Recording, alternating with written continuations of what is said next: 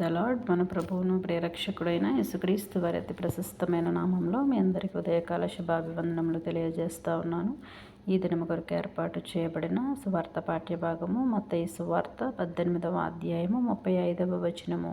తన సహోదరిని హృదయపూర్వకముగా క్షమింపని ఎడల నా పరలోకపు తండ్రియు ఆ ప్రకారమే మీ ఎడల చేయుననెను. ఈ వాక్యమును మనము గమనించినట్లయితే క్షమించడంలో పరిమితి అనేది ఉండకూడదు. కాబట్టి నీవు నీ మనస్సులో కోపాన్ని, ద్వేషాన్ని, ప్రతీకారాన్ని ఉంచుకోకుండా, గతాన్ని గుర్తు చేసుకోకుండా ప్రేమతో విడిచిపెట్టి క్రీస్తు మాదిరిగా నీవు అందరినీ హృదయపూర్వకంగా క్షమించినప్పుడు నీవు దేవుని యొక్క క్షమను, సమాధానమును, నీ ప్రార్థనలకు జవాబులను నీవు పొందుకుంటావని ఒక వాక్యం ద్వారా తెలియజేస్తూ ఉన్నాడు.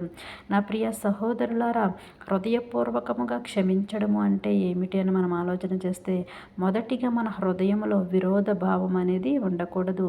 పగని, కోపాన్ని నీవు విడిచిపెట్టి జీవించాలి. రెండవదిగా హృదయములో అపకారము నీవు తలంచకూడదు. దయను, కరుణను నువ్వు చూపేవాడిగా ఉండాలి. మూడవదిగా హృదయంలో ప్రతీకార భావం అనేది నీకు ఉండకూడదు.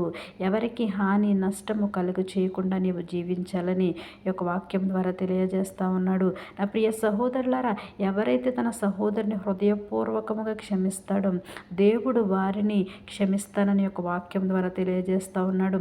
మనం ఏ విధంగా అయితే ఇతరులను క్షమిస్తామో అట్టి క్షమను దేవుడు మనకు దయచేయలాగున అట్టి కృపా పరిశుద్ధ ఆత్మదేవుడు మనందరికీ అనుగ్రహించునుగాక. తలలు వంచి ప్రార్థనలు ఏకీభవించవలసిందిగా కోరుచున్నాను. మహోన్నతుడును మహాగణుడమైన మా ప్రియ పరలోకపు తండ్రి, నీ ఘనమైన శ్రేష్టమైన నామానికి స్తోత్రములు చెల్లిస్తా ఉన్నాము ప్రభా.